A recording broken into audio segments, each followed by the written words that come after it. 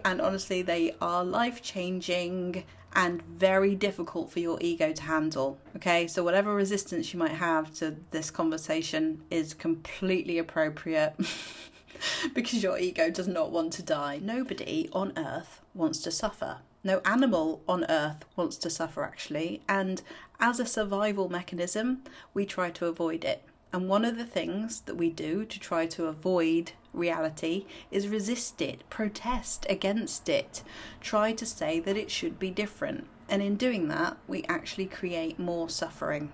So in this video, I'm going to talk to you about how to stop doing that so that you can stop suffering. Because as I've always said, the only way out is through. Okay, we have to go through our experience and allow it to be what it is in order to get to the other side of it. We have to accept things as they are in order to move towards the future. We have to be able to accept the past in order to let go, in order to accept where we are, in order to be free, right? In order to look forward. Because without doing that, we kind of perpetuate the suffering. We keep looking back. So, as I've mentioned recently, things are going to be pivoting, changing around here because of my own evolution. Things are changing. We can't be looking at the past anymore. We've got to be moving forward in a way, and that's where I'm at. So the conversation is changing, but in a way that will help you, benefit you. And so you better stick around because I've got some amazing people coming on to this channel with me soon to talk about things that I know will massively help you, starting from as early as tomorrow, hopefully, because we're recording a conversation tomorrow about the power of healing your relationship with your parents, which I know is a very, very sticky subject for most people, but it is incredible. I mean, the breakthroughs that I've seen with my clients in the living room when it comes to letting go of the stories and narratives that we've had about our upbringing, our parents, and the way we view the world as a result is incredible. So I'm going to leave that there and let that conversation take care of itself tomorrow. By the way, the living room is a beautiful space for you to bring whatever is coming up for you and get life coaching from me and meet an incredible bunch of people who are going through their own stuff in life and want a safe place to land, okay? And it's a place where you can go, oh my God, I can say what I've actually been feeling and actually be heard and not be judged for it. And it's so liberating, honestly. The breakthroughs that we have in the living room are incredible. And there is a power in being witnessed, not just by one person, but by many who will love you along the way. And it's such an open-hearted, compassionate space. So if you want to come along and bring whatever it is that you're going through, I would love to meet you. We're actually on in an hour. So you can jump on today if you would like. And like I say, it's on every 3 Thursdays of every month, and you've got ebooks and courses in there as well that you can look at to help you along your journey. So when it comes to the truth setting you free, I have been massively, like everybody, resistant to this, okay? Because sometimes it's really hard because looking at the truth of a situation is sometimes not the way that we want it to be. And we'll say things like, but why didn't they do this? Or why was it like this? Or why was I brought up like that? Or why did they say this? And we try and work things out. And rather than just accepting our disappointment, that's a big one, or our grief or our sadness about something, or our anger about something, we try to get around it. We resist it. We say no to it. And when we say no to life, it's almost like you're getting out of the car and you're saying, why the hell is there roadworks? What are you going to do? I was supposed to go down that road and now you're saying I can't. And it shouldn't be like that. And in doing that, you prolong your suffering, right? But if you just get in the car and you go, okay, this sucks. It is so annoying and I am allowed to feel like this sucks and is annoying. But the only way that I'm going to get to where I want to go is by following this diversion in life, right? That's a really good analogy that I like to use. Another one is the fact that it is the way that it is. And it's kind of like me saying to you, do you want vanilla ice cream or chocolate ice cream? And then you say, I want vanilla, but I say, well, I haven't got vanilla, I've only got chocolate. So there's no choice. So if you resist saying you want chocolate, well, you can't. And life is like that. It's literally like chocolate. Choose. You've only got one choice, to accept the way life is. And that doesn't mean that we accept suffering forever. In fact, it frees us from it, because as soon as we accept the way things are, possibility occurs. So let me give you some really good examples of this in my own life recently. For a very, very long time, as I have mentioned in previous posts, I have been resisting my feelings that this channel, this conversation here, was difficult for me. I've been resisting that, wanting to make it better, wanting to be okay with it.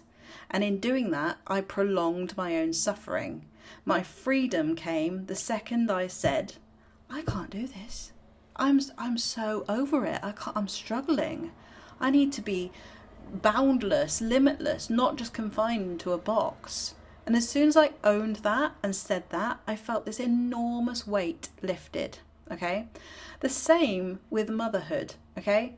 As in, sometimes I've really expected myself to be a loving, compassionate, caring, always present, always there mother. A really, really high expectation of myself because I know about parenting. I know what power we have. I know the impact that we have over our children. And that has scared me. So whenever I've had my own human emotions of, I'm so tired, I don't want to play, I don't want to go to the park, I don't want to go to the splash pad. Why do I feel like that? What's wrong with me? All those questions start to appear instead of, I'm human. I am human, this is the way that I feel. And my suffering was created by the judgment that I had over myself of feeling the way that I felt, instead of accepting this is just how I feel. Okay? And a lot of the time we really struggle to accept reality, accept the way things are, because of the added layer of judgment that we add onto ourselves and the way that we feel about things. And this links to childhood, where your feelings were not accepted, you weren't allowed to feel how you felt, and maybe you were questioned for it, judged for it, criticized for it, whatever. Right? So we have now got that introject voice in our head judging us for how we feel. And that creates suffering because it means that we're resistant, because it feels like a threat to feel something different than how we think we should feel in order to be accepted, right? But in doing that, we rid ourselves of our humanity, yeah? And you are human. So we have to get better at accepting that we will feel things that are not, subscriptive or in a box or the way it should be. There are no shoulds. In fact, if you change that word to could altogether, you would be liberated from that judgment. Okay?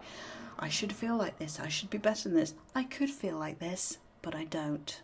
I could, but I don't, And being able to accept what is will liberate you. It's like being able to accept that, whenever you're struggling with something at work or whatever, you're struggling with I used to struggle with spreadsheets, absolutely hated them. And rather than beating myself up about the fact that I struggled with them, I just I'm struggling. I need help. I actually need help, and didn't shame myself for it. And then I'm liberated because I actually allow myself to feel what I feel and get the support that I need. Yeah. Same with relationships. If you can't accept what is, you can't get to where you want to go. As in, if you can't accept that someone is the way they are, which is honestly my biggest kryptonite. My biggest kryptonite of my life has been not being able to accept people, especially partners, but parents, the way that they are. And in doing that, obviously, we judge them and ourselves, and we cannot have an authentic relationship with them because we're coming from judgment. We're coming from, but you should be this way. For me, right? It's pretty self-righteous, isn't it? Isn't it? Really, because that is what we are addicted to. We want to be right. It feels good to be right. But being right does not equal connection to other people or to life. These are all the deep lessons that I've been learning recently. And honestly, they are life-changing and very difficult for your ego to handle. Okay, so whatever resistance you might have to this conversation is completely appropriate because your ego does not want to die. So yeah, like I say, the biggest thing for me recently was struggling with this YouTube channel and not wanting to do these avoidant videos, not wanting to show up to the channel, and then trying to go, but if I do it like this, if I talk about it like that, if I do this title, if I do that one, then maybe it'll be okay, maybe I'll feel okay about it. And what's wrong with me? Why don't I want to do it? What's the block here? The block was that I didn't want to do it, right? The block was that I just didn't want to. And that's okay. Yeah. And as soon as I go, oh my God, I don't want to. Not that I never want to talk about that ever again, but just that I can't make it my identity forever, because it's too small of a box. And I've got so much more to offer the world than that, you know? And it's not like I don't have compassion for it, that I can't help people with it, because I can, and I will, and I do.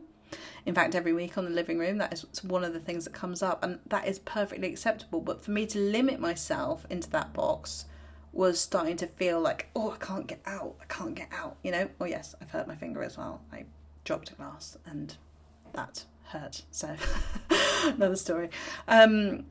So yeah, do you see what I mean? It's like being able to accept what is and accept your feelings, like especially when you think you should feel something different than you do, being able to go, but I don't feel different than this.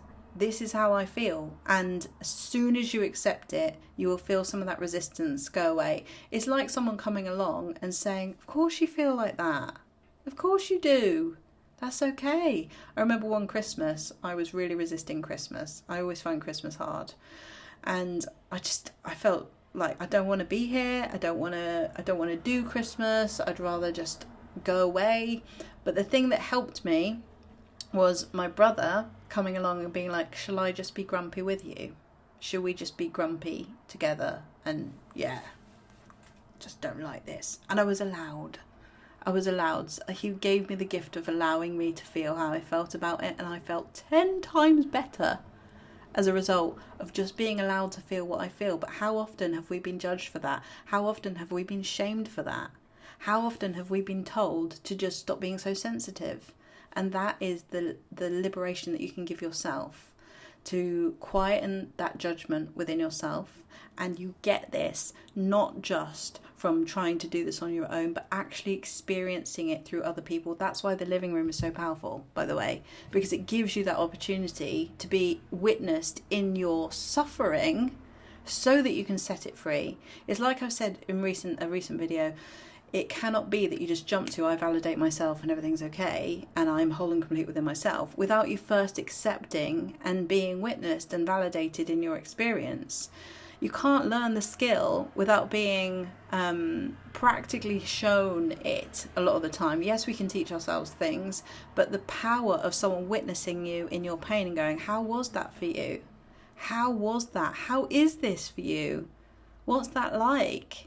Is incredible. And that's what life coaching is all about, to set you free from those painful feelings that want to be witnessed so that they can be liberated. So I thought I'd do this video to help you look at in your life, where are you resisting what is? Where are you scared of resisting what is? And if you are struggling with this, come to the living room and I will help you with it. That is the space to do it, and it is incredibly powerful. Like I say, we have breakthroughs every single week with this type of conversation. I'd love to meet you. If you've got any other questions about what I do, or you'd like to come along, you can find the link in the description below, and I'll see you in the next video. Bye.